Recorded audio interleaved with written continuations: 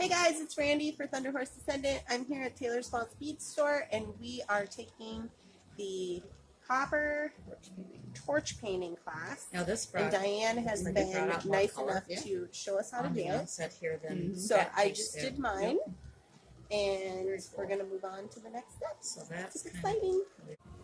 Hi there, I am Diane. We're with Taylors Falls Bead Store and we are going to be teaching the torch painting class. We're going to learn how to take just regular copper like this and oxidize it with a torch using butane to get the natural colors of the copper. Just plain, and then an igniter, just got it at Menards, so it's nothing fancy or anything. We're using butane to paint, but you can use acetylene. There's all different fuels out there that you can use, whatever you have at home, or we fill that one with butane. So FYI, my uncle invented the hand blow torch. oh, that's cool. Yeah. Awesome. Very cool. So on this torch, you're gonna turn it to the left until you hear just a little bit of gas escaping, and then you're going to ignite it. Okay. All right.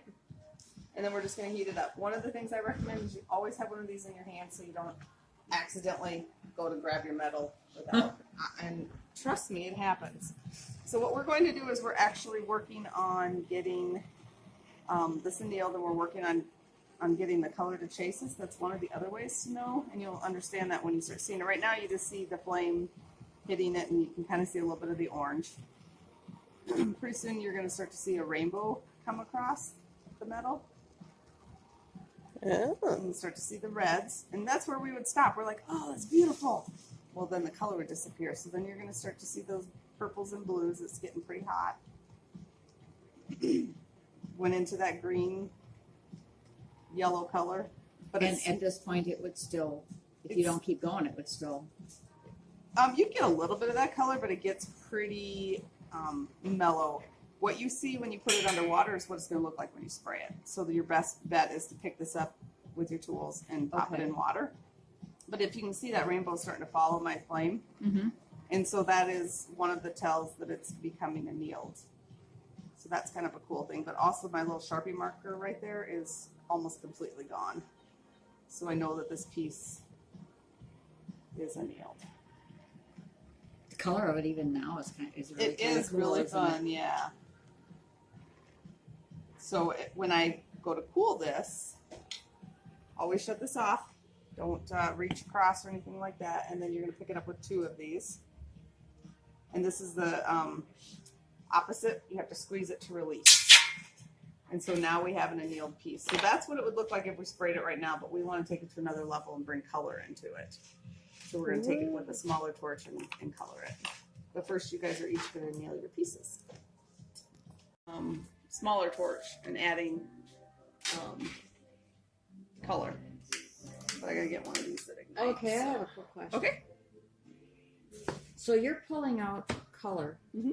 However, it doesn't pull it out from both sides. No, it does not. Your backside is not going to be. Okay. You can go back and torch the other side. You'll lose a little bit of color on the front side. Oh, okay. But if you wanted to have it on both sides, we have experimented with that, and you can get some color on both sides. I was just kind of, if it's pulling color, I was surprised when I turned it over. Right, it didn't have it. Yeah, no, it okay. doesn't. All right. So a lot of times you'll get a little bit of the coloring on the backside, but not so much. What you get? Okay. Yeah.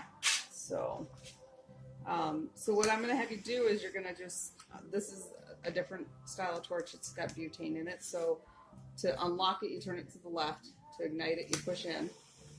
And then if you want it to stay continuous, you're going to push in and turn it back to the right just a little bit. So that's one of the ways to get that going. So we're just going to come in and do just a couple of different things. If I heat this up and I just go straight down, it's going to give us what looks like a bullseye effect. And then I'm just going to move that away and see how you get that little bullseye or the circle. Oh, wow, okay. So that's one of the techniques. If you come in and just kind of draw lines, so you can see how it's taking the gray away and it's bringing it back to an orange state, more of our copper color. Yeah. And I'm just going to come in and I'm just kind of drawing lines, and you can see at the different levels of where it's getting hot, you're getting the purples there and it's still just the bright orangey there. So that if I come back in and just be patient with it, take your time and let the heat come up because you're still going to color.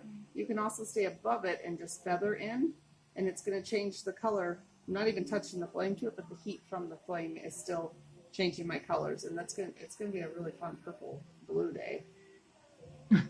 Well, that's You good. never know. And then the other thing is you can try laying your torch down on its side, and you're going to get more of these petal looks. That's neat too. And so I love getting this because a lot of times you can mimic that flower. So what you're going to do is you're going to come in and get the lines, and you're going to let that cool a little bit, and then you're going to come back in and do it again, but not so far in. And you just keep bringing them that's cool. down, and you can usually obtain different levels of it. And that's got some really fun blue in there. Like that would be one that I That's would really cool. stop where it is. When you see something, like I said, if you see something like that blue is gorgeous, but it is still turning colors because it's still hot. I like the feather. If you want to stop that heat right away, you got to throw it in the water. And then what you see underwater is what it's going to look like when we spray it, because you have to spray it to preserve, or museum wax or Renaissance wax, something on it to preserve that color. We've done a couple of tests, and this one was not sprayed. It's starting to lose some of its vibrancy. It still has a little bit, but it's not been sprayed since October. Feathery. Hey guys, Right. this is what I got done. This is the coloring that I Yeah, came yeah, up with. yeah. So I'm going to make a bracelet out of one half, and I'm going to make some pendants out of the other half of this. So I'm going to cut it Forever. with this vintage cutter, Can I cut it? like Diane showed me. Hey guys, so I got my cup made. Super excited about it.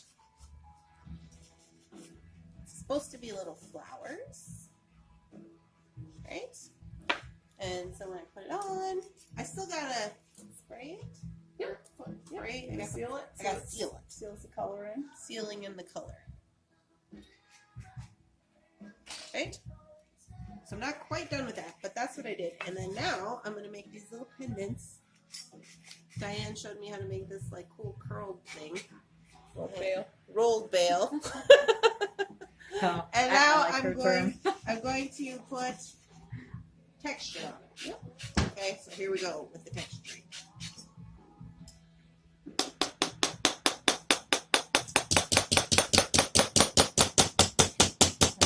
Without hitting your fingers. For real. And so there's the texture. And then I will make it into a veil.